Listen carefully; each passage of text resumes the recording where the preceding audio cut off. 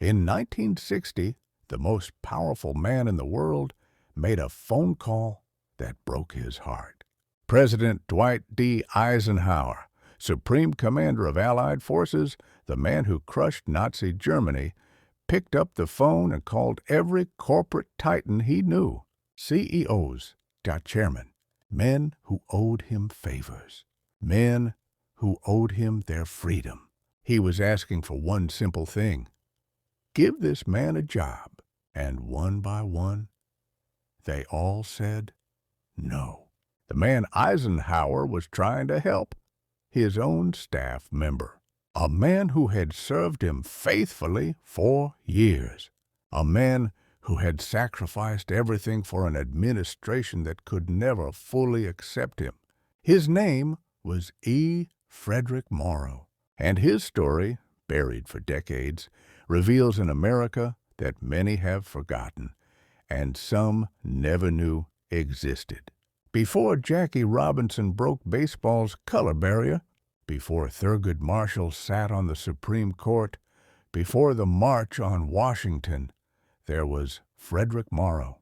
In 1955, he walked through the doors of 1600 Pennsylvania Avenue and became the first African American in history to serve as a presidential aide. Think about that. The year is 1955. Emmett Till is murdered in Mississippi. Rosa Parks hasn't yet refused to give up her seat. The civil rights movement is just beginning to stir. And into this powder keg steps a 46-year-old black man from Hackensack, New Jersey, a lawyer, a veteran, a man of impeccable credentials, taking a job that had never existed for someone who looked like him. He thought he was walking into opportunity. He was walking into a nightmare. His problem started before he even sat down at his desk. Morrow needed a secretary. Simple enough, right? The White House had a secretarial pool, dozens of qualified women ready to be assigned. But when word spread that the new hire was black, silence. Not a single secretary would volunteer to work for him. Day after day, he waited. The whispers reached him, the sideways glances. Finally, after what must have felt like an eternity, one woman stepped forward. Her reason?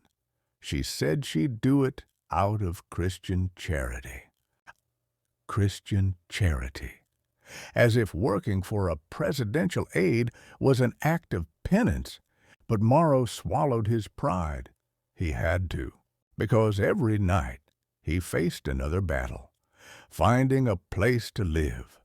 Washington, D.C., the nation's capital, the symbol of American democracy, operated under an unwritten code. Blacks lived in certain neighborhoods. Whites lived in others. Period. Every decent apartment Morrow found was restricted. Every place that would accept him was, in his words, dismal and dilapidated.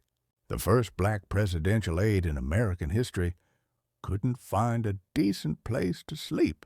You might think the White House would proudly announce their historic hire. You might think they'd introduce him to the press, let America know that the Eisenhower administration was breaking barriers. They didn't. Morrow became a ghost in plain sight. When he was sent to represent the president at speaking engagements, organizers had no idea who he was. They assumed he was some minor functionary the White House had dumped on them. "Cut your remarks to 2 minutes," they'd tell him. "We need time for the important speakers." At the 1956 Republican National Convention, Morrow was scheduled to address the nation. 5 minutes of airtime, a chance for Americans to see a black man standing on that stage as a representative of the President of the United States. His time was cut to 2 minutes. And when he finally stepped to the microphone, the network cut to a commercial break. Millions of Americans never saw him, never knew he existed. But perhaps nothing stung more than what happened at the president's own church. January 1957, Eisenhower's second inauguration was approaching. Morrow received an invitation to attend a pre-inaugural prayer service at National Presbyterian Church, Ike's home congregation. He arrived with his wife, dressed impeccably, invitation in hand. The ushers stopped him at the door, checked his credentials, checked them again, called over another usher, checked them a third time. Finally, they let him in. But instead of escorting him to the reserved section with the president's staff, they led him to the back of the church. A white congregant watched him pass and muttered to a friend, "He must be a high government official, because if he were not, he would never dare enter our church." Morrow's official job was to be a bridge, a liaison between the White House and Black America. He was supposed to explain administration policy to African American leaders and explain African American concerns to the administration. It was, perhaps, the most impossible job in Washington, because the White House didn't want to hear what Black America had to say. Early in his tenure, Cabinet Secretary Max Rabb pulled Morrow aside for a talk. What he said shook Morrow to his core. African Americans, Rabb told him, were being too aggressive in their demands. They lacked gratitude for what the administration had done. And then the knife. Most of the responsible officials in the White House have become completely disgusted with the whole matter. Disgusted. While churches were being bombed in the South, while homes were burning, while American citizens were being beaten and murdered for the crime of wanting to vote, the White House was disgusted that Black people kept asking for help. Rabb's message was clear. Walk softly. Ask fewer questions. Know your place. Morrow later wrote about the impossible position this put him in. I am an appointee of the administration, loyal to the party and the president. Yet, I am also a Negro who feels heavily the ills that affect my race. He was being torn apart from the inside. Meanwhile, Black America was losing patience, and they blamed Morrow.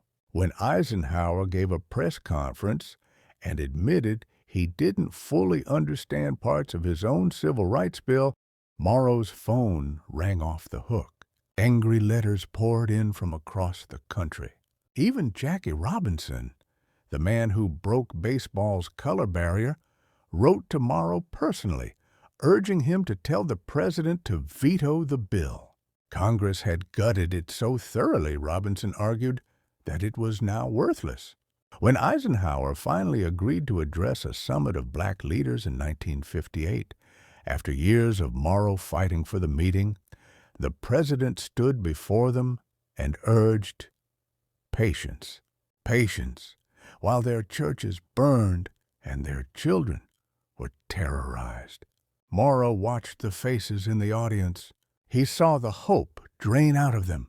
He knew what the reaction would be. And the criticism that followed? It didn't land on Eisenhower. It landed on him. Where were you? Black leaders demanded, why didn't you stop this? As if he had any power at all. October 1960. The presidential race between Richard Nixon and John F. Kennedy is razor close. Then Martin Luther King Jr. is arrested in Atlanta and thrown into jail. Morrow saw the opportunity immediately. He rushed to Nixon's campaign team, urging them to issue a statement condemning the arrest. This was their chance to show Black America that Republicans cared. Nixon's team refused. John F. Kennedy, meanwhile, picked up the phone. He called Coretta Scott King personally to express his concern. His brother Bobby called the judge. 24 hours later, King was released. Kennedy won the black vote, Nixon lost the election. Morrow had warned them. They hadn't listened. They never listened. And so we returned to where we began. The Eisenhower years were ending. Morrow needed to find his next chapter. And the president, grateful for Morrow's service, aware of his sacrifices, made him a promise. "I'll talk to my friends in business," Eisenhower said. "We'll find you something." Weeks passed. Then at a dinner, the president approached Morrow, and the man who had commanded armies, who had stared down Hitler and Stalin, had tears in his eyes. "I tried," Eisenhower said. "I called everyone I know, but corporate America wasn't ready for a black executive. Not even one vouched for by the President of the United States. The most powerful man in the world couldn't get his own staff member a job." Frederic Morrow eventually found his way. He became an executive at Bank of America and later at the Educational Testing Service in Princeton. In 1963, he published his memoir, Black Man in the White House. The New York Times called it a political bombshell. He died in 1994 at the age of 88. But here's what stays with me.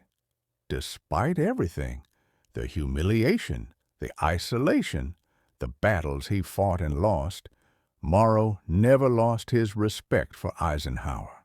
If the president did not have the character, decency, and courageous spirit he has, Morrow wrote, it would not have been possible for me to be here in the first place. He understood something profound. Progress doesn't come all at once. Sometimes it comes through men who can't fully escape the prejudices of their time, but who open doors anyway. Frederic Morrow walked through an impossible door, and he held it open, just a crack, for everyone who came after.